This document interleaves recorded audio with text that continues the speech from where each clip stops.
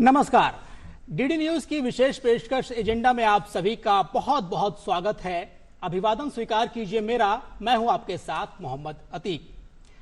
Agenda में आज बात होगी कोचिंग संस्थानों में शिक्षा और सुरक्षा की।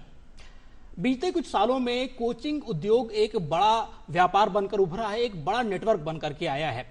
कई सारे कोचिंग संस्थान होते हैं जो युवाओं को सिलेक्शन की गारंटी के नाम पर उनको आकर्षित करते हैं और मोटी रकम या मनमानी रकम वसूलते हैं।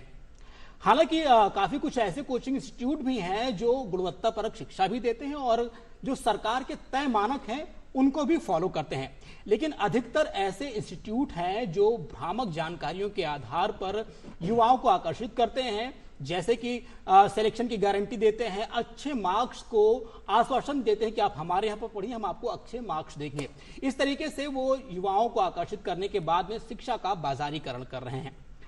इन सब के बीच अगर आप देखिए तो जो युवा हैं, जो प्रतियोगी छात्र हैं, उनको गुणवत्तापरक शिक्षा, बेहतर इंफ्रास्ट्रक्चर और इसके अलावा कहीं ना कहीं उनकी जो सुरक्षा है वो शिथिल होती जा रही है, जिसका नतीजा है कि दिल्ली जैसी घटना हमारे सामने है, जहां पर कोचिंग इंस्टीट्यूट में बेसमेंट में पानी भर जाने के कारण जो प्रतियोगी छात्र थे उनमें से 3 लोगों की मौत हो गई। राजस्थान में भी कमोबेश यही हालत है, या देश के बड़े महानगरों की अगर बात करते हैं तो ऐसे ही हालात हैं। जिस तरीके से कोटा को अगर आप ले लीजिए, एक बड़ा कोचिंग हब है, जयपुर की बात करिए, सीकर की बात करिए, झुंझुनू की। तो जिस तरीके से आज का जो हमारा एजेंडा है, आज एजेंडा में कोचिंग से संबंधित मुद्दे पर बात होगी और सवाल जवाब का सिलसिला होगा। तो आइए इस कार्यक्रम की शुरुआत करते हैं। सबसे पहले हम आपको अपने मेहमानों से तारुफ कराएंगे। सबसे पहले तो डॉक्टर हर्ष सिंह हमारे साथ मौजूद हैं, जो कि कोचिंग संचालक के अलावा भी जो शिक्षाविद हैं। इनसे हम बात करेंगे। सर, आपका हमारे कार्यक्रम में बहुत बहुत स्वागत है। Thank you. और उपेन यादव हैं, आप जिस तरीके से राजस्थान बेरोजगार एकीकृत महासंघ के संरक्षक हैं और युवाओं के मुद्दे पर काफी कुछ अपनी बात रखते रहते हैं। उपेन जी, आपका भी हमारे कार्यक्रम में बहुत बहुत स्वागत है। शुक्रिया। हमारे साथ वरिष्ठ पत्रकार प्रवीण जाखड़ भी मौजूद हैं, जो कि एजुकेशन बीट पर अच्छी खासी नजर रखते हैं, बराबर लिखते और पढ़ते रहते हैं। इनसे भी हम काफी कुछ जानने की कोशिश करेंगे। तो आइए कार्यक्रम की शुरुआत करते हैं। सबसे पहला सवाल मैं प्रवीण जी से ही लेना चाहूंगा। प्रवीण सर, मैं आपके पास ही आ रहा हूं, क्योंकि जिस तरीके से हम जब बात कर रहे थे कि जो ये शिक्षा जो उद्योग है, या यूं कहें कोचिंग उद्योग बहुत बड़े पैमाने पर उभर कर आया, एक बड़ा नेटवर्क है, क्या लगता है आपको इसको इतना बढ़ावा देने में कौन लोग जिम्मेदार हैं और ये कितना उचित है? देखिए, मैं यहाँ आपको बताना चाहूंगा कि ये पूरा एक एजेंडा बन चुका है। इस समय हम लोग देखें, जिसके पीछे कोचिंग संस्थान चलाने वाले जो लोग हैं उनका एक पूरा सेट, हम लोग कहें तो एक बिजनेस मॉडल है। अब आज अगर कोई माँ बाप अगर अपने बच्चे को कोचिंग में नहीं भेज रहा है तो वो उसके लिए शर्मिंदगी का विषय बन गया है सोसाइटी में। लेकिन आज से 20 साल पहले हम लोग देखें तो ट्यूशन कराना, कोचिंग में भेजना वो अच्छा नहीं माना जाता था। वो ऐसा एक फीलिंग आती थी कि बच्चा कमजोर है शायद इनका, इसलिए वो ट्यूशन पे जा रहा है, हमारा बच्चा होशियार है, हमारे बच्चे को ट्यूशन की जरूरत नहीं है। लेकिन आज आप देखेंगे तो 6ठी क्लास 7वीं क्लास से जो है बच्चों पे एक बोझ डाल दिया जा रहा है कोचिंग का। उनको एक मानसिक रूप से प्रेशर उन पे क्रिएट कर दिया गया है कि भाई कोचिंग तो करनी पड़ेगी, या कोचिंग नहीं करोगे तो आपका बच्चा पिछड़ जाएगा। तो माँ बाप भी मजबूर हैं। तो एक पूरा एजेंडा है हम लोग कहें तो इसके पीछे, जिसमें एक बड़ा बिजनेस बन गया है बेसिकली। हर्ष जी, कितना उचित है ये चीज? सर, ये बहुत ही रेलेवेंट क्वेश्चन है, बहुत ही पर्टिनेंट क्वेश्चन है। इस सवाल का जवाब आता है सरकार के टोटल खर्चे से। अगर सरकार एजुकेशन में खर्चा करेगी तो फिर प्राइवेट सेक्टर अपने आप उसके साथ साथ धीरे धीरे प्रगति करेगा। लेकिन सरकार ने जो टारगेट दिया है एजुकेशन पॉलिसी में, सरकार ने कहा है कि सरकार का टोटल खर्चा होगा 6% ऑफ जीडीपी। लेकिन आज के दिन में सरकार का खर्चा करीब करीब 3% ही है। बाकी खर्चा कहां से आता है? फिर बाकी खर्चा private sector, private school, coaching industry, इनकी तरफ से आता है। बच्चे उतना ही है, करीब 25 करोड़ बच्चे हैं भारत में जो क्लास 1 to 12 पढ़ते हैं, और अंडर ग्रेजुएट में करीब 4 करोड़ बच्चे और हैं। तो इनकी पढ़ाई का जो पूरा ढांचा है वो सरकार की प्राइम जिम्मेदारी है, और साथ साथ में जो फ्रिंज में, कॉर्नर्स में जो प्राइवेट इंडस्ट्री डेवलप कर सकती है वो करती है। लेकिन सरकार अगर खर्चा बेहतर करे, रेगुलेशन बेहतर करे, तो शायद कोचिंग इंस्टीट्यूट भी धीरे धीरे साथ साथ रेगुलेटरी की जरूरत है। उपेन जी, एक बात आप हमको समझाइए। जिस तरीके से अगर हम कुछ साल पहले अगर जाते हैं तो इस तरीके के कोचिंग इंस्टीट्यूट लगभग इतने बड़े पैमाने पर नहीं होते। तब भी लोग तैयारियां करते थे, तब भी लोग अधिकारी बनते थे, सरकारी नौकरियां तब भी मिल रही थी। ये अचानक से पिछले कुछ सालों में ये जो दौर देखने को मिल रहा है कि इतने बड़े पैमाने पर कोचिंग इंस्टीट्यूट आ गए हैं, बहुत बड़ा बाजार उभर करके निकला है। क्या लगता है कि बिना कोचिंग के अब नौकरी पाना असंभव है या फिर इस तरीके से चीजें, क्या कहेंगे इस पे आप? अतिक जी, मैं अतिशयोक्ति नहीं होगी, यह बिजनेस है जी। और मैं कहना चाहूंगा कि आप इन सही ढंग से आप निरीक्षण करवाओगे और जितने कोचिंग में जो पढ़ा रहे हैं उनके बारे में बारीकी से जानकारी लोगे तो वो खुद भी किसी नौकरी में नहीं लग पाए। बहुत से लोग होंगे ऐसे जो आज कोचिंग में पढ़ा भी रहे हैं, बहुत से अच्छे टीचर हैं जिनसे लोग पढ़ते भी हैं, उनसे अच्छा भी लगता है।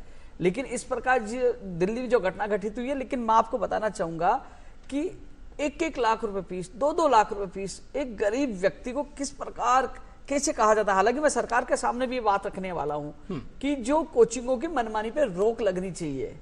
किस प्रकार बड़े बड़े विज्ञापन दिखाते हैं, गारंटी देते हैं, अरे खुद की गारंटी नहीं है, दूसरों की गारंटी कैसे देंगे, खुद तो नहीं लग पाए। मैं युवाओं के लिए 12 साल मैंने संघर्ष किया है, मैंने देखा है किस प्रकार बिजली चलाते हैं, किस प्रकार विज्ञापन देते हैं, किस प्रकार क्या क्या वादे करते हैं और किस प्रकार क्या क्या करते हैं। लेकिन जब अभी मैं आने वाले समय में भी जब आप चर्चा चल रही है, चर्चा में मैं कुछ और आपको बताऊंगा तथ्यात्मक, लेकिन मैं इतना जरूर कहना चाहूंगा कि गुणवत्तापूर्वक शिक्षा, गुणवत्तापूर्वक इन लोगों को कोचिंग देनी चाहिए, न कि इसको बिजनेस बनाना चाहिए। आज गरीब व्यक्ति कैसे अपने बच्चों को पढ़ाता है, किस प्रकार तैयारी करवाता है, आज वो जानता है कि किस प्रकार एक किसान का, आम आदमी का बेटा और बेटी आते हैं तो वो कितना कैसे कर्जा लेकर, कई लोग तो गहने तक गिरवी रख देते हैं, खेत गिरवी रख देते हैं।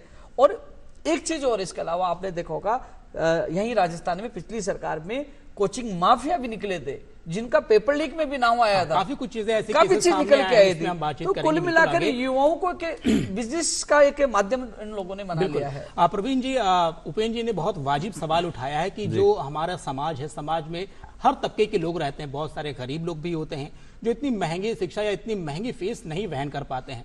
क्या लगता है आपको सरकार की तरफ से क्या कोई ऐसा कोई रेगुलेटरी एक्ट हो या इस तरीके से कोई ऐसी बॉडी हो जो इस पर अंकुश लगा सके, एक समान व्यवहार की तरीके से जो फीस हो उसको संचालित कर सके? देखिए, कोचिंग एक बहुत बड़ी इंडस्ट्री बन चुकी है, ये हम मतलब इसको कोई नकार नहीं सकता। ये लाख करोड़ से ऊपर की इंडस्ट्री है, 1.5 लाख करोड़ से ऊपर की इंडस्ट्री है। ये ऑर्गेनाइज जो इंडस्ट्री है उसके आंकड़े अलग आ रहे हैं, अनऑर्गेनाइज के अलग आ रहे हैं, दोनों चीजें हैं।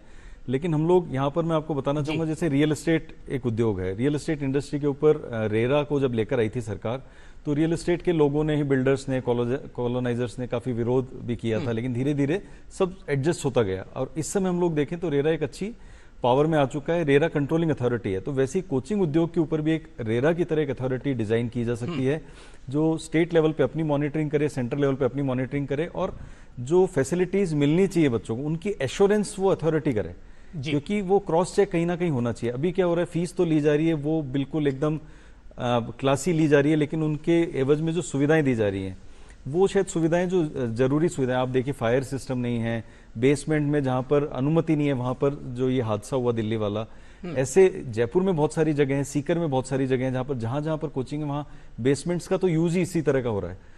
तो कोचिंग और उसके आसपास के एरिया के अंदर इस तरह की जो अवहेलनाएं हो रही हैं, हम लोग हो रही हैं, उस पर इस तरीके की जो रेगुलेटरी एक्ट होना चाहिए, जो अथॉरिटी होनी चाहिए, वो इस पर नजरें बनाएंगी। बिल्कुल हर्ष जी, जिस तरीके से अभी बातचीत हो रही थी, हम रेगुलेटरी की तो बात कर रहे हैं, लेकिन जो कुछ तो कहीं ना कहीं गाइडलाइन तो सरकार की तरफ से जारी किए ही जाते हैं। आप शिक्षाविद हैं और कहीं ना कहीं कोचिंग चीज़ों से भी आप इसके बारे में जानकारी रखते हैं। कौन कौन सी गाइडलाइंस होती हैं जो कोचिंग संचालकों को, कोचिंग संस्थानों को फॉलो करना पड़ता है? अगर वो फॉलो नहीं करते हैं तो उसके लिए क्या कुछ चीज़ें होती हैं, इसके बारे में बताएं। सर, आज के दिन में कोचिंग इंडस्ट्री, जैसा सर लोगों ने भी कहा कि कोचिंग इंडस्ट्री एक कमर्शियल एक्टिविटी बन गया है। इसमें कोई डाउट नहीं है कि कोचिंग इंस्टीट्यूट में किसी को पढ़ाना है तो पैसे की कमी नहीं होनी चाहिए, पैसे खूब होने चाहिए। और कोचिंग में आने वाले ज़्यादातर जो बच्चे हैं उनका बैकग्राउंड भी ठीक होता है, ज़्यादातर बच्चे।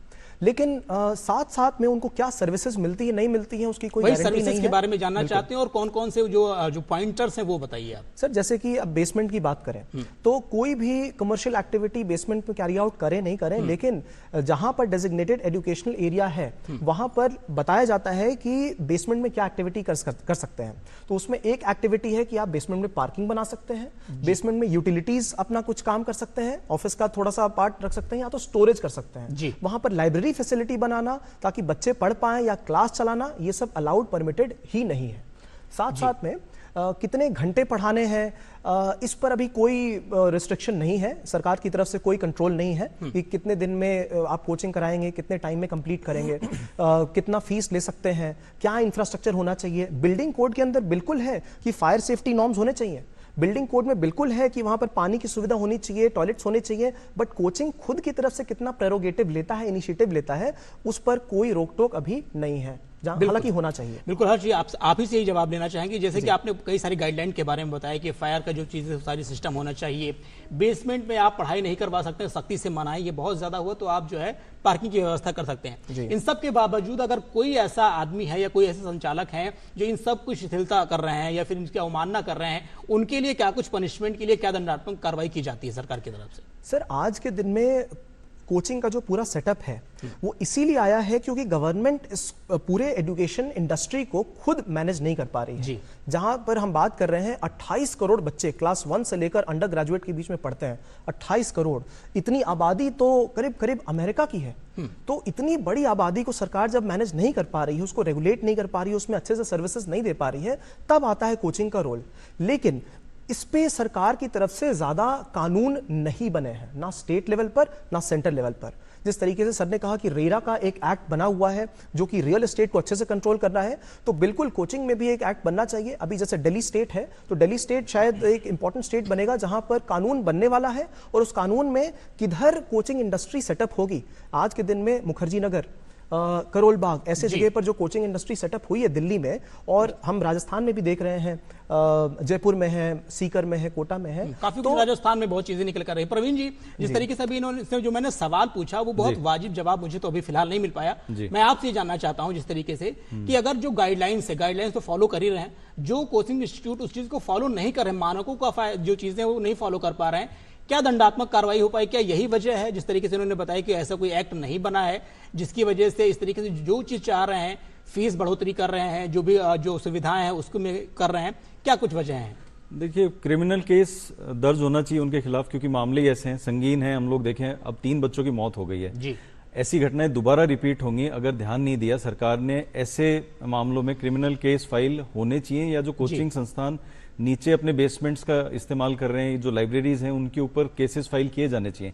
लेकिन होता ही है कि जैसे अभी भी कार्रवाई हुई है, जयपुर में भी कोचिंग सील की गई है, सीकर में भी की गई हैं, दिल्ली में भी की गई हैं, तो होता क्या है कि कुछ एडजस्टमेंट हो जाते हैं, कुछ जो अधिकारी हैं वो मिली भगत हो जाती है और उसके बाद कुछ एक एक करके कोचिंगें वापस खुलने लग जाती हैं, या वो जो बेसमेंट सील किए गए हैं वापस खुल जाएंगे। उनके ऊपर सख्ती से कार्रवाई सरकार को करनी पड़ेगी। जो मौजूदा सरकार है जिस भी स्टेट में है उसको स्ट्रिक्ट एक्शन लेने पड़ेंगे, तभी ये पॉसिबिलिटीज जो है वो एक कहीं उनको कुछ अंजाम मिलेगा कि भाई कुछ हुआ है, रिजल्ट्स आए कुछ। तो जिस तरीके हम चर्चा कर रहे हैं, हमारे पास पैनल मौजूद है, पैनल के अलावा हमारे पास कुछ प्रतियोगी छात्र भी हैं जो हमसे भी डायरेक्ट जुड़ रहे हैं, उनसे कुछ एक सवाल है हम पूछेंगे। चलिए आइए देखते हैं क्या कुछ सवाल है उनके।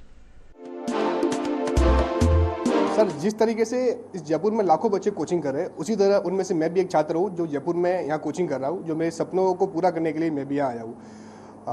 सर, मेरा एक क्वेश्चन ये है कि जिस तरीके से हम जो नया नया बच्चा जयपुर में आता है तो उनको नए नए प्रलोभन दिए जाते हैं। एक प्रलोभन हम ऐसे कह सकते हैं कि जिस तरीके से कोई भी बच्चा आरएस या एसआई में या फिर आईएएस में उसका सिलेक्शन हो जाता है, तो उसी एक बच्चे का आप देखेंगे कि जयपुर की हर कोचिंग में फोटो लगा जाता है और वो हर कोचिंग में दावा करते हैं कि हमारे यहाँ से होता है। तो एक बेचारा बच्चा जो नया बच्चा गाँव से आता है वो तो यही समझेगा कि मेरी कोचिंग सबसे बढ़िया है। हालांकि ऐसा नहीं हो पाता है। किसी एक कोचिंग की मेहनत होती है या उस बच्चे की खुद की मेहनत होती है, वो उनको खरीद कर या पैसे देकर या किसी भी तरीके से इतने अपने फोटो लगाते हैं। तो सर, मेरा क्वेश्चन ये है कि इस बात पर आप क्या कहना चाहेंगे? ये एक बच्चे के साथ धोखाधड़ी नहीं है? क्या आपको लगता है जिस तरीके से कोई प्रतियोगी छात्र होता है, अगर उसने आईएएस आईपीएस तो कोई भी इस तरीके से जो प्रतियोगी परीक्षा है उसको पास करने के बाद अगले दिन अगर जब अखबारों को उठाकर आप देखते हैं तो हर अखबार में जितने भी कोचिंग है, हर आदमी दावा करता है कि ये छात्र हमारे इंस्टीट्यूट में पढ़ करके आया। इस तरीके से ये कैसे संभव है? ये ब्रांडिंग होने लगी, इनकी ब्रांडिंग होने लगी। ये नहीं, ये तो स्कूलों में भी करने लगे कि आपके बच्चों को फ्री में पढ़ाएंगे, हमारे स्कूल में भेज दीजिए, हमारा नाम दे दीजिए। ऐसा चल रहा है। और हकीकत में वास्तव में ये मैंने कहा ना, ये व्यापार बन चुका है। कितना किसी को दिखाकर कैसे लूटना है। वास्तव में कई ऐसे बच्चे होते हैं जिसने घर पढ़ाई की और उनका नंबर आ गया जी, और वो कहते हैं कि आपको 50 लाख खरीदने की कोशिश करते हैं जी। कई बार क्या होता है कि कई ग्रामीण परिवेश या किसी गरीब परिवार से आते हैं तो उनको लगता है कि आने वाले समय में कि परिवार को आर्थिक तौर पर मजबूती मिले, तो वो कई लोग उनकी बातों में आ जाते हैं और फिर वो बड़े बड़े विज्ञापन देते हैं कि हमारी इंस्टीट्यूट से ये निकले हैं और ये पहले नंबर पे आए हैं और बड़ी ब्रांडिंग करके और वो कोशिश करते हैं। तो उससे क्या है कि लोग बहुत ज्यादा आते हैं। आपने 50 लाख रुपए खर्च कर दिए, करोड़ों रुपए आएंगे। जैसे कि अगर मान लीजिए 10 अखबार या 10 इंस्टीट्यूशन है, उसमें एक ही शख्स की फोटो छप रही है, एक ही जो प्रतियोगी छात्र उसकी फोटो छप रही है, तो ऐसे में कोई कार्रवाई नहीं हो सकती है? हर्ष जी, हम आपसे ही बात करेंगे। नहीं, मैं भी सरकार से संबंध में मांग करूंगा कि जो कोचिंगों की मनमानी पर रोक लगनी चाहिए, जो मनमानी फीस लेते हैं और जिस प्रकार इस प्रकार प्रचार प्रसार करते हैं और जो लूटने का काम करते हैं, क्योंकि मैं सभी कोचिंगों को लेंगे, कुछ कोचिंग भी अच्छे है, कुछ जो शिक्षाविद है, शिक्षक है, बहुत अच्छे हैं, लेकिन कुछ ऐसे लोग केवल उनका व्यापार और बिजनेस है, युवाओं को लूटने का काम करते हैं, उस पर रोक लगनी चाहिए। मैं खुद सरकार के सामने ये मांग मजबूती से रखूंगा। हर्ष जी, ये कैसे हो पाता है कि अगर एक ही छात्र है, उसको कई अलग अलग अखबारों में उसकी तस्वीरें छप जाती हैं, उसका खूब सारा इंटरव्यू होता है, बहुत बढ़ा चढ़ा करके पेश किया जाता है कि हमारे इंस्टीट्यूट में पढ़ चुका है या ऐसे है, तो क्या उनको कोई डर नहीं रहता है कि अगर मैं ये गलत काम कर रहा हूं, अगर मैं पैसे दे करके उसको अगर ले रहा हूं, जैसा कि अभी उपेंद्र जी ने बताया, इनको खरीदने की कोशिश की जाती है, तो क्या लगता है कि वो गलत कर रहे हैं, उसके बावजूद कोई डर नहीं है उनको?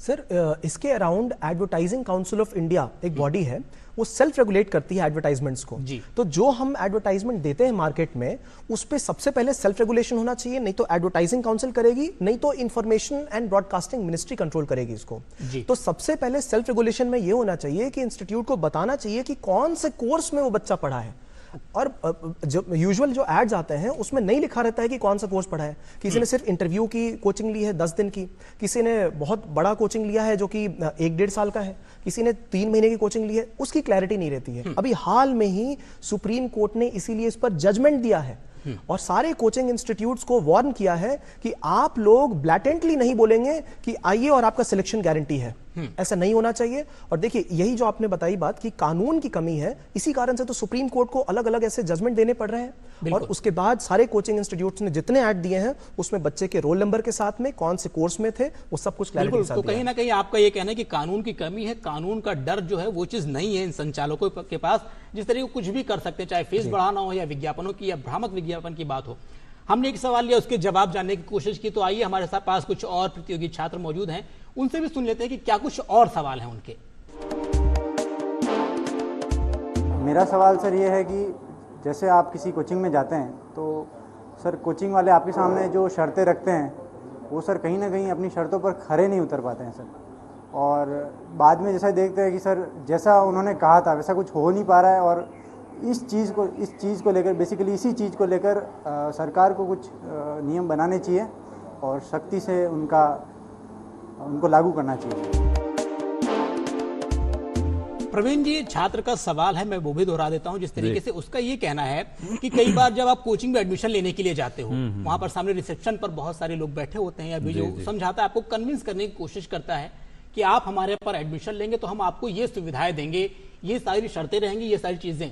लेकिन कहीं ना कहीं जब वो बच्चा एडमिशन ले लेता है और उसके बाद जब पढ़ाई शुरू करता है तो कोचिंग संस्थान उन वादों पर, उन दावों पर खरे नहीं उतरते हैं।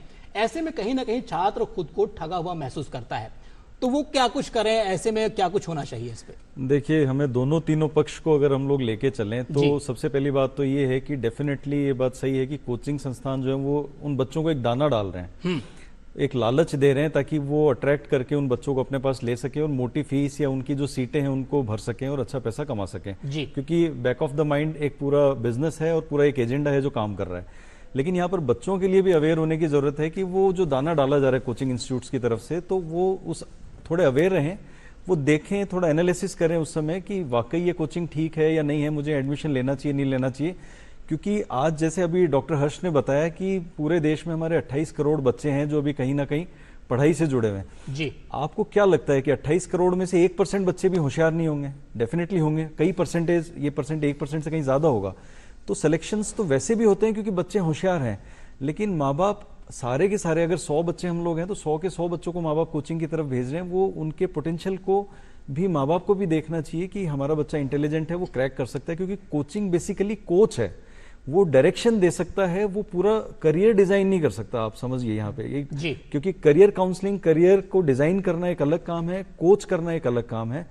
कोच केवल अगर राइट डायरेक्शन देगा, अगर कोचिंग राइट डायरेक्शन देंगी, क्योंकि कोचिंग में तो पूरे क्वेश्चन आंसर्स पे काम कराया जा रहा है, रट्टाफिकेशन कराया जा रहा है, लेकिन अगर उन बच्चों को डायरेक्शन भी दिया जाए कि पढ़ने की टेक्निक्स क्या होनी चाहिए, क्या ट्रायल्स होंगे, हर एक बच्चे की इंडिविजुअल पर्सनैलिटी क्या है, उसके हिसाब से उसको किस चीज में कमजोर पड़ रहा है, किस चीज में वो अच्छा है, उसको जिस चीज में कमजोर पड़ रहा है उसको, उस बच्चे को कैसे उठाया जा सकता है, इन चीजों पे तो कोचिंग ध्यान ही नहीं दे रही है। और एक स्टैंडर्ड एसओपी भी होनी चाहिए जिस पर सरकार का नियंत्रण होना चाहिए, ताकि वो कोचिंग उस एसओपी को फॉलो कर रहा है आज के दौर में। उपेंद्र जी, आपने जब हम बातचीत कर रहे थे उस टाइम पे आपने कोचिंग माफिया शब्द का इस्तेमाल किया था, हम उसी पर आना चाहेंगे। जिस तरीके से जो कोचिंग माफिया जो बहुत बन करके उभरे हैं, उसके लिए कौन जिम्मेदार है? क्या उसके लिए हमारा समाज जिम्मेदार है, हम जिम्मेदार हैं, या फिर सिस्टम है जो सिस्टम इन तरह की चीजों को बढ़ा रहा है? और एक सवाल इसी में और भी है, क्या कोचिंग माफिया इतने मजबूत हो गए हैं कि वो पर्चा तक लीक करवा लेते हैं, हमारे सिस्टम को बिगाड़ देते हैं, शिक्षा व्यवस्था में भी वो इंटरफेयर कर देते हैं?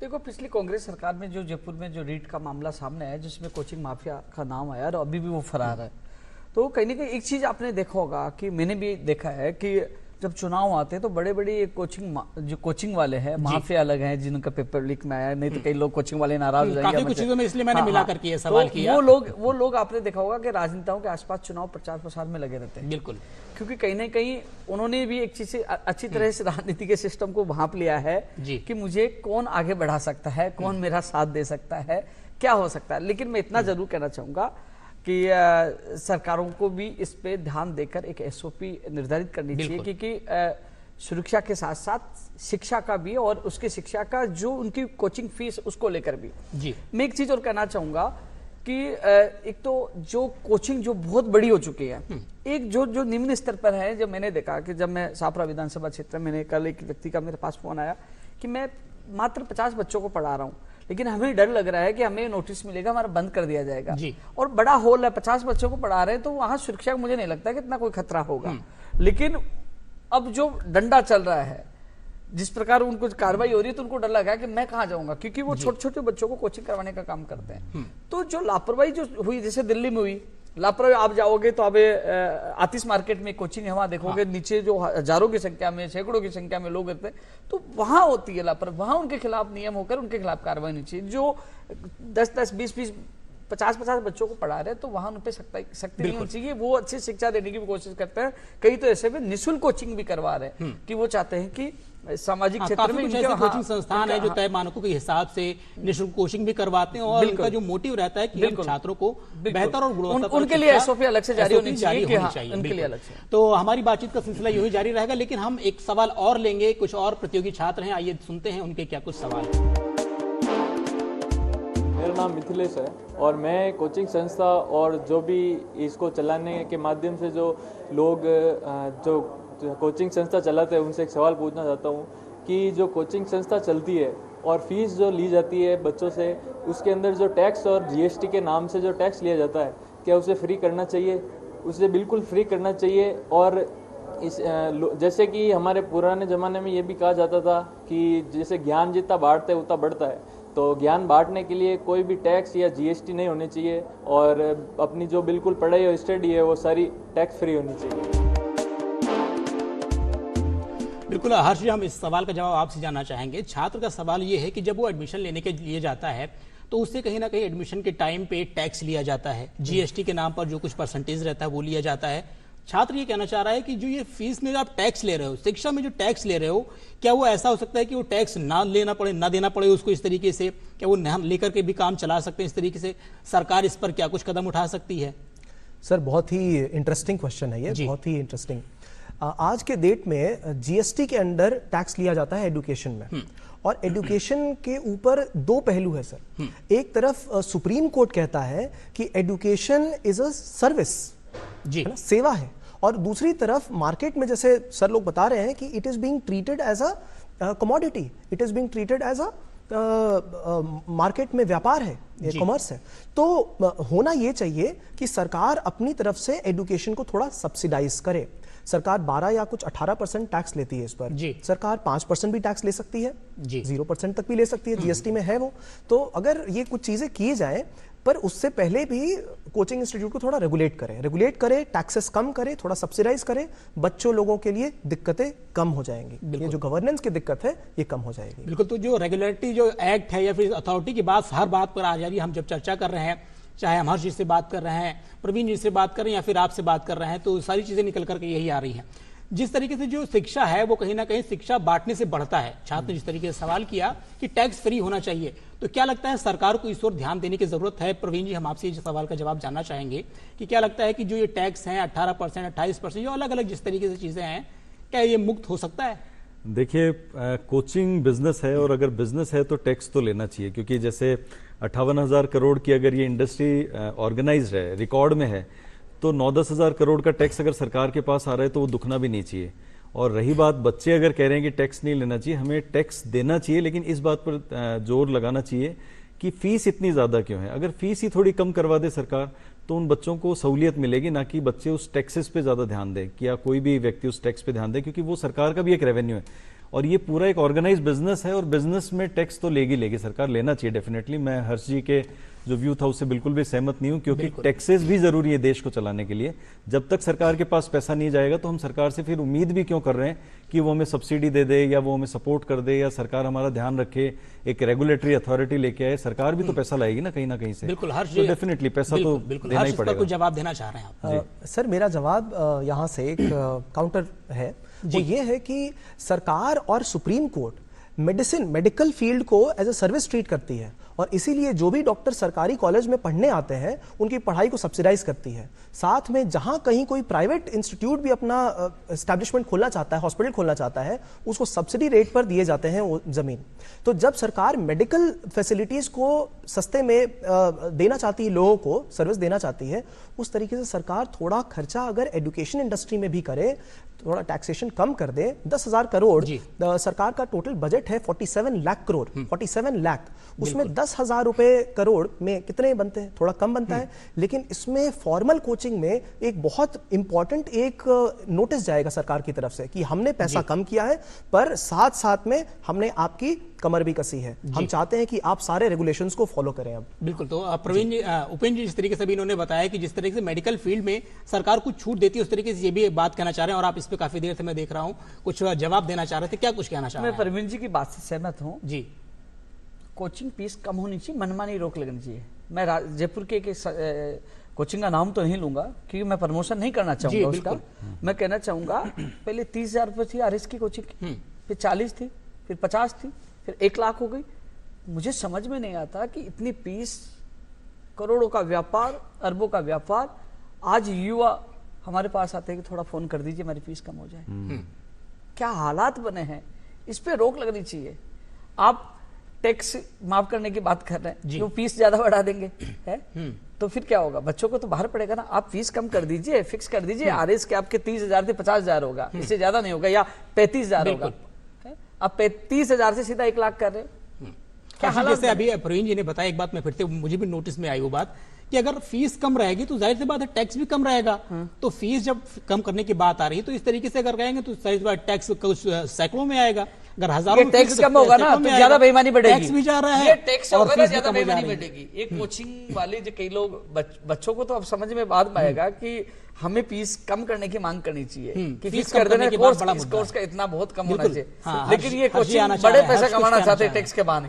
सर, मैं आप लोगों की बात से सहमत हूं, लेकिन एक बहुत वैल्यूबल पॉइंट है मैं यहाँ पर रखना चाहता हूँ कि जब तक एजुकेशन को एक कमर्शियल एक्टिविटी रखेंगे उसके प्राइस पर सीलिंग नहीं लगाई जा सकती है। क्या एप्पल की फोन पे सीलिंग लगा सकती है सरकार? क्या सरकार कह सकती है कि BMW गाड़ी 10 लाख में बिके? नहीं। उसी तरीके से मैं कह रहा हूं कि एजुकेशन को सर्विस बना दीजिए, मतलब सेवा बना दीजिए। सरकार की तरफ से सपोर्ट और कोचिंग इंस्टीट्यूट के ऊपर रेगुलेशन बिल्कुल हो, मैं सहमत हूं, लेकिन जब तक उसको कमर्शियल एक्टिविटी बोलेंगे तो टैक्सेशन होता रहेगा। जो ये शिक्षा है उसको व्यवसायिक तरफ न दे करके उसको एक सर्विस में आप तब्दील कर दीजिए, सर्विस की तरह आप इसको लीजिए। क्या कहना चाहेंगे आप इस पे? देखिए, मैं ये कहना चाहूंगा, जैसे डॉक्टर हर्ष ने भी एग्जांपल दिया कि एप्पल का फोन है तो वो अपनी प्राइस वो एप्पल तय करता है कि ये फोन की प्राइस क्या होगी। तो वैसे ही शिक्षा पे जो ये डिफरेंशिएशन यहाँ पर करना चाह रहे हैं, मैं कहना चाहूंगा फोन आप लेकर आते हैं और अगर वो काम नहीं कर रहा वो चल नहीं पा रहा है, तो फोन आप तो उसको रिप्लेस करके देगा या उसका कोई ना कोई सॉल्यूशन होगा। लेकिन कोचिंग इंडस्ट्री में अगर बच्चे का सिलेक्शन नहीं हो रहा तो पैसे वापस दो ना, फिर बिल्कुल कंपैरिजन ही नहीं है ना। और फिर आप उसको एक ऑर्गेनाइज बिजनेस बना के आप उससे पैसा कमा रहे हो, टैक्स आप देना नहीं चाह रहे हो, सरकार से भी चोरी करना चाह रहे हो, ये तो हो गया ना, दोहरी मार हो गई। सरकार पे भी आप मार कर रहे हो, बच्चों पे भी आप मार कर रहे हो, ऐसे नहीं हो सकता, काउंटर इस तरीके। लेकिन मैं बिल्कुल आना चाहूंगा आपके पास, मेरा भी एक सवाल इसी में है। जिस तरीके जब बच्चा एडमिशन लेता है, एडमिशन के टाइम पे अच्छी खासी मोटी रकम लेकर के एडमिशन दी जाती है, काफी कुछ गारंटी आप कहते हो सिलेक्शन में दूंगा, 100% दूंगा, मार्क्स अच्छे आएंगे, लेकिन अगर उसी कोचिंग संस्थान में कोई हादसा हो जाता है, बच्चे के साथ कोई जान मान की हानि हो जाती है, ऐसी स्थिति में कोचिंग संस्थान क्यों गारंटी नहीं लेते हैं? हर्ष जी आपसे जानना चाहेंगे।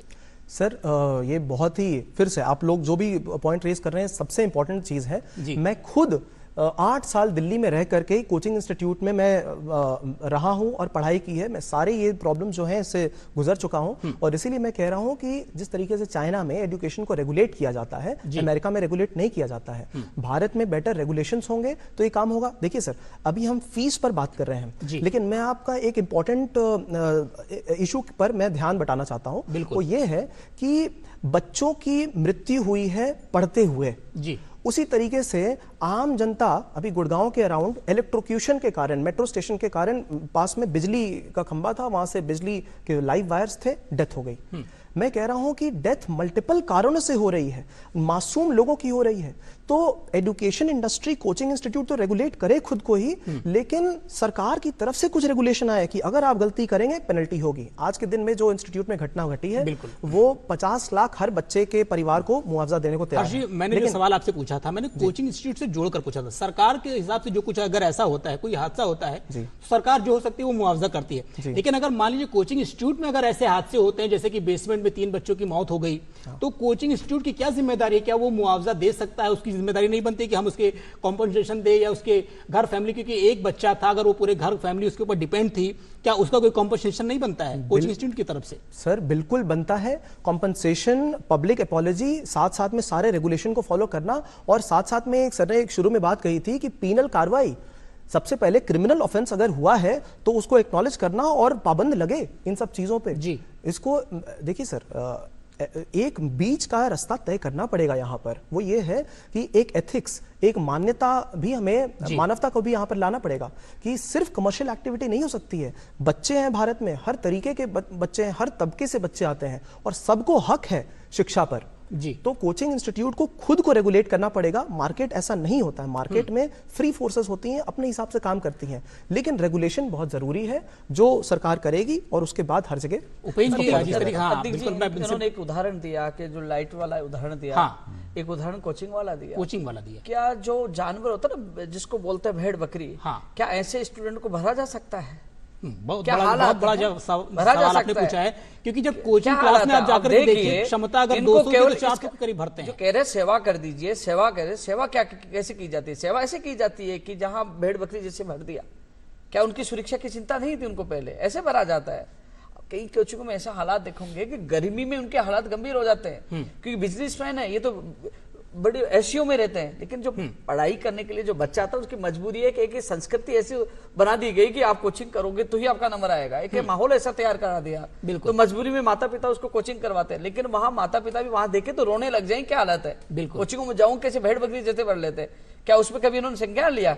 कह रहे कि हम उनको जिनको आर्थिक तौर पर मदद कर देंगे, लेकिन उसके माता पिता क्या बेटा और बेटी वापस लौटा पाएंगे? बिल्कुल। प्रवीण जी, एक टेक्निकलिटी हम आपसे समझना चाहेंगे जी। हर्ष जी का कहना है कि शिक्षा अभी फिलहाल एक व्यवसाय है, व्यवसाय में अच्छी खासी रकम ली जाती है, फीस ली जाती है अच्छा खासा, और हजारों करोड़ का बाजार भी है ये। एडमिशन के टाइम में जब बच्चे एडमिशन ले लेते हैं, और हम हादसे पर ही आते हैं, जो कि हमारा सवाल यही था, तो अगर कोई हादसा होता है और हादसे के बाद में क्या कोचिंग संस्थान उस व्यवसायीकरण से कुछ पैसा या कुछ मुआवजा नहीं दे सकते हैं? उस मामले में क्यों पीछे रह जाते हैं? देखिए, ये इन्होंने जो लीपापोती करी है, जैसे दिल्ली वाला जो मामला हुआ था, इनको त्वरित कार्रवाई करते हुए तुरंत पहला काम तो मुआवजे का करना ही करना चाहिए था, क्योंकि अगर आप बिजनेस से पैसा कमा रहे हो तो आप खर्च करने की क्षमता भी रखो, या अगर कोई ऐसे हादसे हो रहे हैं तो उनकी पूर्ति तो आपको ही करनी पड़ेगी। और सरकार को भी इनको पेनलाइज करना चाहिए कि भैया आपके यहाँ हादसा हुआ है, उसकी 100% जिम्मेदारी आपको लेनी पड़ेगी। आपको पहले तो जेल में डाला जाएगा अगर आप ऐसे हरकतें करेंगे, और दूसरा आपके ऊपर हैवी पेनल्टीज लगाई जानी चाहिए। तीसरा मैं एक चीज और कहना चाहूंगा कि जैसे दिल्ली के अंदर ये हादसा होने के बाद में एलजी ने एक कमेटी गठित की है और इन्होंने नरेला और रोहिणी में ये कोचिंग जो सेंटर है, ओल्ड राजेंद्र नगर है या और जो कोचिंग है वहां की, वो उनको शिफ्ट करने की बात चल रही है। एक कमेटी बनाई गई है जो तय करेगी, वो सारा सर्वे वगैरह होने वाला है। मैं यही कहना चाहूंगा कि राजस्थान में भी हमारे आज जैसे जयपुर में प्रतापनगर में कोचिंग हब बनाया सरकार ने, वो पिछली सरकार ने बनाया। अभी ये सरकार आने के बाद में उस कोचिंग हब की कोई चर्चा ही नहीं हो रही है। वहां करोड़ों रुपए की जमीन है, करोड़ों रुपए का इन्वेस्टमेंट राजस्थान हाउसिंग बोर्ड की तरफ से किया गया है, पूरे सेटअप और एक प्लानिंग के तहत जो है वो पूरा कोचिंग हब बनाया गया है। लेकिन आज जो सरकार आई है वो उस पर चर्चा ही नहीं कर रही है। सरकार ये तो कह रही है कि कोचिंगों के ताले लगा दो या बेसमेंट के भी ताले लगा दो, लेकिन अभी ये राइट मौका है ना कि आप शिफ्ट ही कर दो उन सबको वहां पे। तो जब मौका है जिसके लिए सरकार, क्योंकि सरकार कांग्रेस या बीजेपी मैटर नहीं करती है, वो सरकार की एक योजना थी। जब सरकार की योजना है वहां पर कोचिंग वालों को आज मजबूर किया जाए कि वो वहां पर जाके शिफ्ट करें, बिल्कुल, क्योंकि वो एक हम लोग कहें तो आप क्लस्टर्स में अगर कोचिंग को बांट दिया जाएगा या हब बना दिए जाएंगे और उनमें ही कोचिंगें चलाई जाएंगी तो ऐसे हादसे बहुत कम होंगे। और वो जगह है जो मानकों के हिसाब से तय की गई है, तैयार की गई है, ताकि कोई ऐसे हादसे, इस तरह की चीजें, घटनाएं सामने आना है। क्योंकि वो बिल्कुल, हमारे जो चर्चा का जो सिलसिला है वो लगातार इस तरीके से जारी है। एक सवाल हम और लेना चाहेंगे, क्योंकि वक्त की कमी हमारे पास, और लेकिन हम चाहते हैं ज्यादा से ज्यादा जो प्रतियोगी छात्र हैं, जो हमारे ये दर्शक जो कार्यक्रम देख रहे हैं, उनकी भी बातें सुनी जाएं। तो क्या सवाल है अगला, आइए देखते हैं। जो भी स्टूडेंट जयपुर में कोचिंग करता है वगैरह करता है, तो स्टूडेंट्स की काफ़ी भीड़ रहती है क्लासेज के अंदर और बैठने का स्पेस भी कम रहता है। हम ये मांग करते हैं कि जो स्टूडेंट्स को जो सीट्स है वो कम हो, मतलब 500-600 लगभग बराबर हो और उन पर पूर्णतः ध्यान दिया जाए। बाकी स्टूडेंट्सों पर इतना ध्यान नहीं दिया जाता है क्योंकि 500 से ज़्यादा स्टूडेंट होते हैं और उसमें हर एक स्टूडेंट को अलग अलग परेशानी से गुजरना पड़ता है। उपेंद्र जी, जिस तरीके से अभी हम जो चर्चा कर रहे थे, ठीक उसी से मिलता जुलता सवाल एक छात्र ने पूछा है। हम फिर से थोड़ी चर्चा और कर लेंगे, क्योंकि सवाल अगर आया है तो जवाब देना लाजमी है। क्या कोचिंग संस्थानों में कई बार ऐसे क्लासेस होती हैं, क्लासरूम में अगर आप जाइए, मान लीजिए 100 लोगों के बैठने की व्यवस्था है, तो वो 170, 150, तकरीबन 200 तक भी भर लेते हैं। ये ठूस कर जो पैसे कमाने की जो कला है, जो प्रवृत्ति है, ये कहाँ ले जा रही है हम लोगों को? ये तो पहले मैं शुरुआत से आप लोगों को कह रहा हूँ कि ये जो कोचिंगों की मनमानी है, जिस प्रकार भेड़ बकरियों जैसे बच्चों को भरा जाता है, ये लापरवाही है जी। ये जो घटना घटित होने के बाद मीडिया दिखा रहा है, सारी चीजें हो रही है, आपने देखा होगा विजुअल में, आप भी दिखा रहे हो कि क्या हालात है। लेकिन सवाल यह है कि पहले भी मैंने, जब मैं बेरोजगार एकीकृत महासंघ का अध्यक्ष था, तो मैंने भी इनकी मनमानी के खिलाफ मैंने सवाल उठाए और मैंने पिछली सरकार में लिखित में भी दिया है कि इनके खिलाफ एक आयोग बनना चाहिए या एक ऐसा सिस्टम स्थापित होना चाहिए इनकी मनमानी पे रोक लगे, सुरक्षा को लेकर चाहे फीस को लेकर ये रोक लगनी चाहिए। इस बच्चे ने भी कहा कि फीस पर रोक लगे। आज मजबूरी हो चुकी है कि पड़ोस का जा रहा है तो उसको भी जाना पड़ता है। किस प्रकार परिवार कैसे कर्जा लेकर जाता है, लेकिन मैं इतना जरूर कह सकता हूं कि इसमें बदलाव होना चाहिए और सुरक्षा के साथ साथ उनको सही शिक्षा मिलनी चाहिए। बिल्कुल हर्ष जी, चूंकि आपके पास सवाल जो भी आ रहे हैं, हम आपसे बात करने की जानकारी लेने की कोशिश कर रहे हैं, क्योंकि आप खुद भी एक एस्पिरेंट रह चुके हैं, शिक्षाविद भी, और कहीं ना कहीं कोचिंग संस्थान से भी जुड़े रहे हैं, इसलिए सवाल आपसे ज्यादा बनते हैं। ये बताइए किस तरीके, जैसे कि सीट की बात अगर आती है, सीट की बात सवाल उधर छात्र ने की, हमने उपेंद्र जी से की, आपसे ही जानना चाहते हैं कि अगर 100 लोगों की सीट है, सरकार भी जब कभी एडमिशन देती है, स्कूल कॉलेज में दाखिला देती है, सीट के हिसाब से एडमिशन लेती है, कोचिंग संस्थान ऐसा क्यों नहीं करते? अगर 100 लोगों की सीट है तो 100 लोगों को ही ले डबल या दुगुना तिगुना करने की क्या जरूरत पड़ जाती है? बिल्कुल सही सर। देखिए, आज के डेट में जब कोचिंग इंस्टीट्यूट 50 बच्चों को पढ़ाती है तो सब ठीक रहता है, 100 बच्चों तक को पढ़ाती है तो हर बच्चे पर अटेंशन बेहतर रहता है। लेकिन जैसे जैसे कोई बेहतर करने लगता है, ज्यादा नाम कमाने लगते हैं बिकॉज ऑफ वेरियस फैक्टर्स, तो वहां पर बच्चे ज्यादा आने लगते हैं और उस कारण से वो एक सर्विस ना बन करके एक प्रोफेशन और एक प्रॉफिट मेकिंग बिजनेस बन जाता है। तो इसीलिए यहां पर भी एक रेगुलेशन की जरूरत है कि अगर 100 बच्चे एक बैच में पढ़ सकते हैं तो 100 की स्ट्रेंथ रखें, है ना। उस तरीके से अगर करें तो कोचिंग इंस्टीट्यूट अपने आप को सेल्फ रेगुलेट करने लगेगी और उसका ग्रोथ होगा, तरीके से होगा। बिल्कुल, यानी कि जो बड़े कोचिंग संस्थान है, अगर मान लीजिए वहां पर छात्रों की भरमार आ गई, एकदम से बाढ़ आ गई कि मुझे इसी इंस्टीट्यूट में एडमिशन लेना है, तो क्या सरकार उस पर एक अंकुश लगा सकती है कि नहीं, आप सिर्फ इतने बच्चों को ही पढ़ा सकते हैं? ये कैसे संभव हो पाएगा, प्रवीण जी? देखिए, मैं ये कहना चाहूंगा कि इसका सबसे अच्छा इलाज है सरकार स्कूलों में बच्चों के लिए 40 बच्चे ही क्लास में बैठने चाहिए, ऐसे रिस्ट्रिक्शंस होते हैं, ये एक लिमिट होती है जी। आप 40 बच्चे कोचिंग में कर दीजिए ना, अपने आप कोचिंगें सीधी हो जाएंगी। उनको ध्यान देना पड़ेगा, एक तो बच्चों पे ज्यादा ध्यान दे पाएंगे, दूसरा उनके पास एक्सपेंसिव टीचर्स होते हैं। तो 40 अभी क्या होता है कि एक टीचर 200 बच्चों को पढ़ा रहा है, 600 बच्चों को पढ़ा रहा है, एक हॉल के अंदर टीचर दूर खड़ा है और एलईडी टीवी लगा दिए जाते हैं और बच्चे एलईडी टीवी के ऊपर ही उसको सुन रहे हैं। वो ऑनलाइन क्लास की तरह ही ऑफलाइन की पढ़ाई कर रहा है, कोचिंग भी जा रहा है लेकिन वहां पे टीवी के ऊपर पढ़ के आ रहा है। आप एक लिमिट कर दीजिए। जब एक एजुकेशन में 40 बच्चों की 50 बच्चों की एक लिमिट होती है, छोटे बच्चों पर स्कूल से जो ग्रो करता है बच्चा, तो आप कोचिंग के ऊपर लगाइए, फिर देखिए कोचिंग में कैसे काम नहीं होता। सारी चीज जब वो इतने ज्यादा करोड़ों के पैकेज देने वाले टीचर्स 40 बच्चों को ही पढ़ाएंगे, अगर उनमें ताकत है तो फिर 40-40 बच्चों को पढ़ाइए ना, टीचर्स और रखिए, उससे एजुकेशन में भी ग्रोथ आएगी, ज्यादा टीचर्स को पढ़ाने के मौके मिलेंगे और पोटेंशियल भी बनेगा और जो बच्चे हैं उन पे भी ध्यान दिया जाएगा। उपेंद्र जी, हम लोग काफी देर से चर्चा कर रहे हैं, कोचिंग इंस्टीट्यूट, कोचिंग संस्थान, व्यवसायीकरण, बाजारीकरण, काफी कुछ कर रहे हैं, यानी ये इतना जरूरी मुद्दा हो गया है। क्या हम ये कल्पना नहीं कर सकते कि कोचिंग के बगैर क्या कोई सरकारी नौकरी हासिल की जा सकती है वर्तमान दौर में, जो कि जैसे पहले होता था? क्या कहेंगे इस पे आप? देखो, ऐसे काफी परिवार हैं, मैं देखता हूँ गाँव के, आप जो घर रहकर तैयारी करते हैं या लाइब्रेरी जाके तैयारी करते हैं, बहुत लोग हैं, उनका नंबर आ रहा है। और अभी भी जो कोचिंगों में जो हालात देखें, कई तो कोचिंग छोड़ के आ जाते हैं कोचिंग जाने के बाद, क्योंकि कोचिंग में बताया क्या जाता है कि आपको ये टीचर पढ़ाएगा, ये टीचर पढ़ाएगा, विज्ञापन में अलग आता है, पढ़ने जाते हैं तो दूसरा टीचर मिलता है, फीस भी वापस नहीं लौटाई जाती है। तो बहुत हालत गंभीर है कोचिंगों की। तो कुछ कोचिंग बहुत ही अच्छी है, जो कहते हैं वो करते भी है, लेकिन ऐसे बहुत कम देखने को मिलते हैं। तो मैं तो सभी आपके चैनल के माध्यम से युवाओं से ये अपील करना चाहूंगा कि आप बेहतर यही रहेगा कि आप सेल्फ स्टडी घर पे करोगे और आप अच्छी तरह पढ़ोगे तो आपका नंबर आ जाएगा। क्योंकि मैंने देखा है, आपने देखा कि अधिकतर लोग वो है जो कई बार 3-3, 4-4 एग्जाम दे चुके हैं कंपटीशन के, और उनका नंबर नहीं आया तो वो चलो ठीक है मैं पढ़ा लेता हूँ, अच्छे पैसे मिलते हैं। उपेंद्र जी, आपकी बातों को देखते हुए इन्होंने, हर्षी ने कुछ अपना इंडिकेट किया, वो भी कुछ कहना चाह रहे हैं, क्या कहना चाह रहे हैं आप? सर, बात तो बहुत सही है कि कोच का सिर्फ काम होता है गाइड करना, मेंटोर बनना, एक दिशा देना, लेकिन सबसे इंपॉर्टेंट है कि स्टूडेंट पढ़े। आज के जमाने में इसीलिए देखिए सर, कोचिंग इंस्टीट्यूट का फीस ज्यादा क्यों होता है?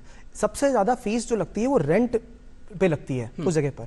उसका बहुत अच्छा ऑल्टरनेटिव आया है डिजिटल एजुकेशन के थ्रू, आप ऑनलाइन पढ़ लीजिए। बहुत सही मुद्दा आपने उठाया। तो एक ये बात है सर, और दूसरी बात ये है कि स्टूडेंट कम्युनिटी बहुत इंपॉर्टेंट कम्युनिटी है। 28 करोड़ से ज्यादा बच्चे अभी पढ़ रहे हैं भारत में, और वो तो ग्रेजुएशन, अंडर ग्रेजुएशन और स्कूल में पढ़ रहे हैं। उसको छोड़कर जो कोचिंग में है वो अलग है।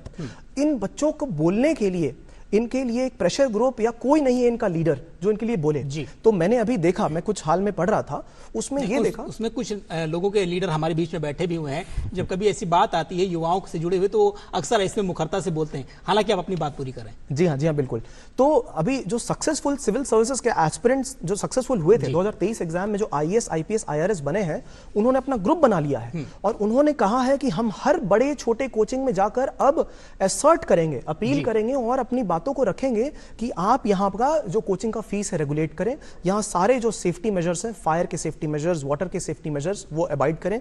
बिल्डिंग कोड है कि आप किस बिल्डिंग में पढ़ा सकते हैं, कमर्शियल कौन सा है, नॉन कमर्शियल कौन सा है। तो ये स्टूडेंट्स खुद अपना प्रेशर ग्रुप बना रहे हैं। एक चीज और मैं कहना चाह रहा हूँ, मैंने कई बार देखा है कि बड़ी संस्थाएं हैं जो कोचिंग हब है, उनमें जो कोई IAS, RS कई जो अभी वर्तमान में उनको बुलाते हैं, सेमिनार करवाते हैं, उनको एहसास करवाते हैं कि ये यहाँ से निकले हैं। जी, एक लोगों को दिखाते हैं यहाँ से निकले हैं। हाँ। आप भी आ सकते हो, आप भी बन सकते हो, मतलब तो जो तस्वीर छपी अखबार में, आप भी हो सकते हो, आप भी हो सकते हो। तो ऐसे में लोग देखते हैं हाँ ये है तो हम भी हो सकते हैं, तो वो एक तरह से एक होड़ चल मायाजाल में फंस जाते हैं। बिल्कुल। प्रवीण जी, जिस तरीके से अभी एक बहुत अच्छा मुद्दा उठाया उन्होंने, हर्ष जी ने, डिजिटल युग में हम जी रहे हैं, सारा कुछ मोबाइल में आ चुका है। मोबाइल में आज के दौर में, चूंकि डिजिटल दौर में ऑफलाइन भी शिक्षा है और ऑनलाइन भी है, तो ऑनलाइन कोचिंग कितना सफल है? क्या आपको लगता है कि ऑनलाइन के ज्यादा बढ़िया है बनिस्बत के ऑफलाइन? देखिए, कोचिंग वालों के एंगल से देखें तो दोनों उनके लिए फायदेमंद हैं, क्योंकि राजस्थान में भी एक कोचिंग है जिसने बड़े बड़े ऑफलाइन कोचिंग को भी पीछे छोड़ दिया है पैसा कमाने के मामले में। ऑनलाइन कोचिंग ने कोर्सेज भी 200, 300, 500 रुपए में बेच के करोड़ों रुपए, वो 20 लाख 50 लाख का राजस्थान में एक दिन ऐड देते हैं और 20 करोड़ रुपए एक दिन में वो कमा लेते हैं। तो कोचिंग के एंगल से भी प्रॉफिटेबल है, बच्चे के एंगल से भी प्रॉफिटेबल है कि वो घर से ही पढ़ सकता है, माँ बाप का ज्यादा पैसा नहीं लगेगा। अगर उनको राइट चीज वहां पर, राइट मटेरियल मिल रहा है, यहाँ पर काम करेगा मटेरियल, तो बच्चे जो हैं ये जो कोचिंग सेंटर्स के जो मटेरियल होता है ऑनलाइन कोचिंग के लिए, उस पे रिव्यूज से हम आइडेंटिफाई कर सकते हैं किस तरह के हैं, क्योंकि जो रैंडम रिव्यूज आते हैं उन्हीं से पता चल सकता है कि कोर्स अच्छा है या बुरा है जी। तो ऑनलाइन बहुत कारगर है और जमाना जो है वो अब ऑनलाइन का आ चुका है, तो डेफिनेटली वो फायदेमंद है। हर्ष जी, आपकी बात पे कुछ जोड़कर कुछ कहना चाह रहे हैं, लेकिन एक मैं भी अपना सवाल भी जोड़ देता हूं। आपको क्या लगता है कि जैसे ऑनलाइन और ऑफलाइन पे जो हम तुलनात्मक अध्ययन करते हैं तो बेहतर कोचिंग कौन सा रहेगा, ये भी इसका जवाब दीजिएगा। सर, मैं बच्चों से बहुत करीबी तरीके से जुड़ा हुआ रहता हूं और उनके साथ पूरी सहानुभूति है। रहा सर पहले आप ऑनलाइन ऑफलाइन क्या बेटर है उस पर। सर ऑनलाइन में एक तो अपने टाइम के हिसाब से काम कर सकते हैं, कोई दिक्कत नहीं है। घर पर आपको दिल्ली जाने की जरूरत नहीं है, जयपुर स्टेट कैपिटल जाने की जरूरत नहीं है। घर पर करेंगे तो आपका समय बचेगा, आपके पैसे बचेंगे, कहीं बाहर जाएंगे वहाँ खाना पीना रेंट ये सब बचेगा, संगति घर की रहेगी, अच्छा पालन पोषण होगा, ये फायदा है। घर पे रहकर ऑनलाइन का थोड़ा नुकसान ये है कि अपने हिसाब से जब करने लगते हैं ना तो वो डिसिप्लिन थोड़ा गड़बड़ हो जाता है। बिल्कुल, है ना, रात में पढ़ रहे हैं, कोई सवेरे सवेरे पढ़ रहा है, किसी को कोई टाइम नहीं, आधे घंटे पढ़ने के बाद पिक्चर जैसे रिसेशन होता है, ब्रेक होता है, वैसे ले रहे हैं, तो वो दिक्कत है। वहीं कोचिंग इंस्टीट्यूट में फिजिकली जाने का एक फायदा ये भी है कि एक माहौल बनता है, पढ़ाई का माहौल बनता है और कंपटीशन की स्पिरिट आती है, कोई अच्छे मेंटर मिलते हैं। लेकिन सर मेरा उससे पहले एक सवाल ये भी आ जाता है कि कोचिंग पे आ ही क्यों रहे हैं बच्चे? इसीलिए आ रहे हैं क्योंकि 1 to लेकर 12 तक जो पढ़ाई हुई है उसमें कुछ कमियां रही हो, तो क्यों नहीं हम कोचिंग को रेगुलेट करते हुए, जो मेन मुद्दा है कि सरकार जो लाखों करोड़ों का बजट लगाती है एजुकेशन सेक्टर में, पढ़ाई के सेक्टर में, उस पर सही तरीके से सरकार का खर्चा हो। जो सरकार का एजुकेशन पॉलिसी है, न्यू एजुकेशन पॉलिसी 2020, उसके हिसाब से 6% खर्चा करे। अगर सरकार खर्चा करेगी अपने आप उसमें अच्छे लोग जुड़ते जाएंगे, बच्चों को फायदा होते जाएगा और कोचिंग की जरूरत कम से कम पड़ेगी। बिल्कुल। और आपने जिस तरीके से नुकसान की अगर बात की ऑनलाइन की, तो मेरे मन में भी एक विचार आ रहा है, मैं ये कहना चाह रहा हूं जैसे कि जब पुराने समय में अगर आप देखते हैं तो छात्र और जो गुरुजी होते हैं इनके बीच में एक इमोशनल अटैचमेंट होता था, सवाल पूछने की एक स्वतंत्रता होती है कि अगर मुझे कोई चीज समझ में नहीं आ रही है तो हम अपने टीचर से अब पूछ करके सवाल और संतुष्टि पा सकते थे। ऑनलाइन में ये चीजें मुझे लगता है पूरी नहीं हो पाती हैं इस तरीके से। और जिस तरह माहौल की बात अगर की जा रही है, माहौल से बहुत चीजें बदलती हैं, कहते हैं ना कि जब माहौल बनाओ तो चीजें उस तरीके से हो जाती हैं। तो क्या लगता है उपेंद्र जी, इस पर आपको क्या लगता है कि ऑनलाइन और ऑफलाइन की चीजों में ये चीजें इस तरीके से जो मैं कहना चाह रहा था आपने बोल दिया, क्योंकि वहां बच्चा पहुंच सकता है कि साहब मेरे समझ में नहीं आया, मुझे बता दीजिए कैसे होगा। कैसे होगा, तो वह एक नहीं 10 सवाल कर सकता है, यहाँ सवाल नहीं कर सकता, वहां समझ सकता है। बिल्कुल बिल्कुल। प्रवीण जी, इन्होंने हर्ष जी ने एक बात और बताई जिस तरीके से मैं ये कहना चाह रहा था कि जैसे कि जो हमारे जो कॉलेज थे, स्कूल थे, जब जिस तरीके से अभी वर्तमान दौर में जो कोचिंग इंस्टीट्यूट इस तरीके से आ गए हैं, पहले जो हमारे स्कूल कॉलेज बहुत मजबूत हुआ करते थे, पढ़ाई लिखाई उनकी बहुत अच्छी रहती थी। क्या लगता है इस समय में जो सरकारी संस्था हो चाहे प्राइवेट संस्था हो, वो सब पढ़ाई लिखाई करने में थोड़ा कमजोर हुए हैं? इसकी वजह से जो कोचिंग इंस्टीट्यूट है वो इस तरीके से उभार आ गया उन लोगों का? देखिए, हर्ष जी ने जो कहा कि 6% पैसा हमारा जीडीपी का है वो एजुकेशन पे खर्च होता है, सरकार को उस पैसे को खर्च करने पे ध्यान देना चाहिए। अगर आप स्टेट के आंकड़े निकालेंगे और जो हमारी एजुकेशन मिनिस्ट्री के आंकड़े निकालेंगे तो हमारा जो एजुकेशन मिनिस्ट्री है वो हर स्टेट को एजुकेशन का बजट प्रॉपर दे रही है, ये यूटिलाइज भी कर रहे हैं, हमारे स्टेट उसको यूटिलाइज भी कर रहे हैं। लेकिन यहाँ सबसे बड़ी बात यह है, हम लोग जब सीबीएसई एनसीईआरटी की किताबें हम लोग पढ़ाई जा रही हैं तो एनसीईआरटी के हिसाब से ही पेपर्स आने चाहिए ना जी। देखिए, हम लोग बच्चे को एनसीईआरटी पढ़ा रहे हैं, पूरे उसने 12वीं तक एनसीईआरटी पढ़ी, अब नीट के अंदर आज कोचिंग की जरूरत क्यों पड़ती है? एनसीईआरटी या सिलेबस के बाहर की चीजें क्यों आ रही हैं? इन पे भी नियंत्रण होना चाहिए, क्योंकि फिर कोचिंग की जरूरत पड़ती है। बच्चे को दरकार नजर आती है कि भाई मेरे तो सिलेबस के बाहर की चीजें आ रही है, मुझे तो समझ में नहीं आ रहा। अगर हम अपनी फाउंडेशन को मजबूत करें, बच्चों को स्कूल में ही मजबूत करें, तो ट्यूशन जाने की या कोचिंग जाने की जरूरत ही नहीं पड़ेगी। दूसरा, मैं यहाँ पर सबसे महत्वपूर्ण बात बताना चाहूंगा, बच्चों के ऊपर माँ बाप को भरोसा जताना चाहिए। माँ बाप ने बच्चों पे भरोसा करना बंद कर दिया, कोचिंग पे भरोसा करना शुरू कर दिया। हो क्या रहा है, आप अपने बच्चे पे भरोसा कीजिए, उसकी क्षमताएं देखिए। ठीक है, हर माँ बाप जो इस समय अपने बच्चे को आईएएस बनाना चाह रहा है, आरएएस बनाना चाह रहा है, डॉक्टर बनाना चाह रहा है, आईआईटी में भेजना चाह रहा है। मैं एक प्रोग्राम में गया था, वहां पर स्टेज पे काफी सारे लोग आए, उन्होंने कहा कि हम बच्चों को डॉक्टर बनाएंगे, हम इंजीनियर बनाएंगे, हम ये बनाएंगे। फिर काफी 40-50 लोगों ने बोला, मुझे भी बोलने का मौका मिला। तो मैंने कहा यहाँ पर 50 लोगों में से किसी भी ने भी ये क्यों नहीं कहा कि हम अपने बच्चे को मीडिया में भेजना चाहेंगे? बिल्कुल, क्योंकि आप सब कह रहे हैं 50 के 50 लोग की मीडिया की जरूरत बड़ी है, हमें मीडिया हम सबको मजबूत बनाता है, लेकिन आप बच्चों को मीडिया में भेजना ही नहीं चाह रहे। ये एक सरकारी नौकरी की जो दीवानगी है वो कहीं ना कहीं आप देखने को और समाज में मिल रही है, जो कहीं ना कहीं इस तरह की चीजों को बढ़ावा दे रही है। कुछ बच्चे क्रिएटिव भी होते हैं, बहुत सारी चीजें हैं जिन पे ध्यान देने की जरूरत है, आप उनके क्रिएशंस को आगे आगे बढ़ाइए, सारे आईएएस बन जाएंगे, सारे डॉक्टर थोड़ी मूवी देखी होगी आप सबने, पाठशाला जी, जैसे वो कि वहाँ कोचिंग खोलते हैं। हालांकि मैं मेरी सापरा विधानसभा क्षेत्र में निःशुल्क कोचिंग में शुरू करने जा रहा हूँ, बिल्कुल बिल्कुल, और वो भी वहाँ के सरकारी शिक्षकों के द्वारा और वहाँ साथियों के द्वारा। अक्सर ऐसी पहले होती चाहिए, जिस तरीके पहले से भी होती थी, जो गरीब तबके उनको बहुत फायदा मिल पहले सके, भी होती थी, अच्छी ऐसी चीज़, पहले अच्छी सब पहल है। जगह होगी तो कहीं ना कहीं। उपेंद्र जी बिल्कुल आप अच्छा कदम उठाने जा रहे हैं, उसकी सराहना होनी चाहिए। इस मंच से भी हम कहेंगे कि आप अच्छा करें। चूंकि हम लोग आज चर्चा कर रहे हैं कोचिंग इंस्टीट्यूशन को लेकर के, उसके हर पहलू पर हमने सवाल जवाब सिलसिला दिया। चूंकि वक्त की कमी रहती है और जो घड़ी की सुइयां वो हमें इशारा कर रही हैं कि आपका वक्त समाप्त हो रहा है, तो जल्दी से हम आपसे फाइनल कमेंट लेना चाहें। हर्ष जी, आप कोचिंग इंस्टीट्यूशन को लेकर के क्या कुछ कहना चाहें कुछ कम समय में? सर, मुझे सबसे इंपॉर्टेंट बात ये कहनी है कि जो भी कुछ हो बच्चों के प्राइमरी हित में हो। कोचिंग का फीस का रेगुलेशन हो, रेंट कंट्रोल हो, जो खाना खाते हैं वो इंपॉर्टेंटली देखा जाए, सरकार की तरफ से कानून हो, जो कानून को तोड़ रहा है उसको पेनल्टी हो, क्रिमिनल ऑफेंस है तो जेल भी जाए, ये सब चीज कानून के दायरे में होनी चाहिए। और कोचिंग अपने आप को सेल्फ रेगुलेट भी करे। जो सेल्फ रेगुलेशन है अगर होगा तभी जाकर बच्चों का असली भला हो पाएगा, नहीं तो बाकी के जो पार्टिसिपेंट्स बोल रहे हैं ये बातें एकदम वैलिड है।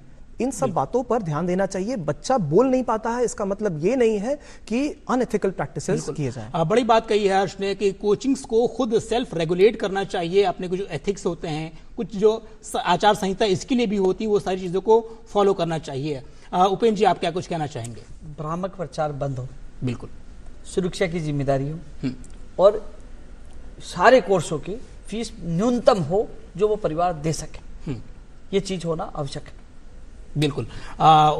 जिस तरीके से प्रवीण जी, काफी कुछ चीजें आपके सामने आई हैं, आपसे हमने भी काफी कुछ सवाल जानने की कोशिश की और आपने बखूबी उसका जवाब भी दिया। क्या लगता है आपको कि इन कोचिंग इंस्टीट्यूट में जितनी सारी हमने बातें की उनका सार्थक सार क्या है, और जो दर्शक हमारे कार्यक्रम देख रहे हैं उनको आप पॉइंटर्स में क्या कुछ बताना चाहेंगे? देखिए, मैं सबसे पहले तो जो बच्चे हैं हमारे पढ़ने के लिए आ रहे हैं उनके लिहाज से अगर बात करूं तो फीस की एक लिमिट जो उपेंद्र जी ने बताई वो सरकार को एक कुछ भी अथॉरिटी के थ्रू या सरकार को एक दिशा निर्देश जारी करने चाहिए कि भाई आरएएस की कोचिंग करनी है तो 30,000 40,000 ऐसे टीचर की करनी है तो सबकी एक फिक्स कोई ना कोई लिमिट होनी चाहिए जी। दूसरा, बच्चे जो हैं लाखों रुपए फीस जो है, मैं क्योंकि झुंझुनू में मेरी एजुकेशन हुई है और मैं मूल रूप से सीकर का रहने वाला हूँ, वहां पर एजुकेशन का बहुत माहौल है। हम लोग वहां पर देखते हैं कि लोग अपनी जमीन बेचकर अपने बच्चे को पढ़ाने के लिए जयपुर भेज रहे हैं या दिल्ली भेज रहे हैं, कोचिंगों की मोटी फीस भर रहे हैं। ये जो जमीन बेचकर कोचिंगों की फीस भरना है और फिर सिलेक्शन नहीं होना, बच्चे यहाँ पे दर दर की ठोकरें खा रहे हैं, क्योंकि सारे बच्चे तो सिलेक्ट होते नहीं है, सारे तो आईएएस बनने नहीं है, सारे डॉक्टर बनने नहीं है, सारे आईआईटी में जाने नहीं है। तो उन दोहरी मार हो जाती है उस बच्चे के लिए भी और उसके परिवार के लिए भी। तो इसके लिए भी थोड़ा सा फीस पर जब नियंत्रण होगा तो थोड़ा उन परिवारों को भी सहूलियत मिलेगी। टैक्सेस दिए जाने चाहिए, जितने जो भी फीस बने सरकार को पैसा जाना चाहिए। दूसरा, कोचिंग हब हर शहर में बनाए जाने चाहिए। आज सीकर पिछले 5-7 साल में हम लोग देख रहे हैं अच्छा कोचिंग हब बन चुका है, लेकिन वहां पर कोचिंग हब ऑर्गेनाइज नहीं है। वो जैसे जयपुर के अंदर प्रतापनगर में कोचिंग हब बनाया गया है, तो राजस्थान सरकार को सबसे पहला काम तो मिसाल ये कायम करनी चाहिए कि भैया भले ही कांग्रेस ने बनाया होगा लेकिन कोचिंग हब बनाया, इतना बड़ा जो एरिया कैप्चर किया है, हाउसिंग बोर्ड ने इतना पैसा लगाया, हाउसिंग बोर्ड खुद सरकारी संस्थान है, तो जब हाउसिंग बोर्ड का सरकार का पैसा लगा हुआ है तो सबसे पहला काम करना चाहिए कि डंडा चलाना चाहिए। अगर वो साधारण तरीके से नहीं मान रहे तो कोचिंग्स को वहां पर शिफ्ट करना चाहिए। हो क्या रहा है कि गली मोहल्लों में कोचिंगें बनती जा रही हैं, 30-30 फीट की रोड पे 5-5 मंजिल की कोचिंग बनाए जा रहे हैं और बिल्डिंग बना दी जाती है, वहां पे ध्यान नहीं रखा जाता। जब कोचिंग हब बनेंगे वहां पर रूल्स रेगुलेशंस होंगे, सरकार के नियमों के अनुसार वहां पर पूरी बिल्डिंग होगी, बेसमेंट्स होंगे ही पार्किंग के लिए, तो वहां पर कौन लाइब्रेरी बनाएगा जब कोचिंग हब सरकार के द्वारा बनाए गए होंगे। क्लस्टर्स में बांटकर बड़े शहरों में कोचिंग हब बने, छोटे शहरों में सिंगल कोचिंग हब बने और सरकार के मार्गदर्शन में एक अथॉरिटी डिजाइन की जाए, रेरा की तरह, जैसे जो जमीनों के लिए या रियल एस्टेट के लिए बनाई गई रेरा, वैसे एजुकेशन के ऊपर एक अथॉरिटी बनाई जानी चाहिए। काफी कुछ बहुत जरूरत है। तो प्रवीण जी, आपका बहुत बहुत धन्यवाद जो आपने पॉइंटर्स लिए बहुत सिलसिलेवार तरीके से दर्शकों को ये समझाने की कोशिश की क्या कुछ बहुत आवश्यक चीजें आपने सरकार को भी कुछ पॉइंटर्स बताए, उसके अलावा सब कुछ। बहुत बहुत आभार आपका। और उपेंद्र जी, आपको भी बहुत बहुत धन्यवाद जिस तरीके से आपने हमारे सवालों को जवाब दिया। और हर्ष जी, आपका विशेष आभार इसलिए प्रकट करना चाहिए क्योंकि काफी कुछ सवाल आपके पास आए और चीजों को काफी अच्छी तरीके से आपने बताने की कोशिश की।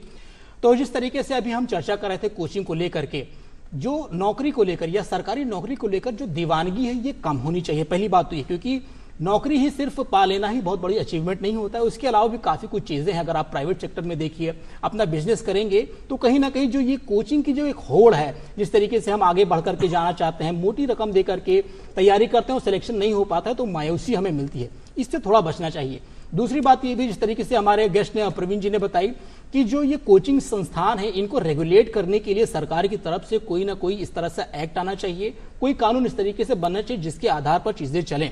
तो इस तरीके से जो भी आज हमने चर्चा की, हमने कोशिश की ज्यादा से ज्यादा जानकारी आपको दें। तो फिलहाल आज के इस एजेंडा कार्यक्रम में इतना ही। अगले हफ्ते आपसे फिर होगी मुलाकात कुछ ऐसे ही ज्वलंत मुद्दे के साथ, लेकिन तब तक के लिए मुझे दीजिए इजाजत और हमारी पूरी टीम को दीजिए इजाजत। बहुत बहुत नमस्कार।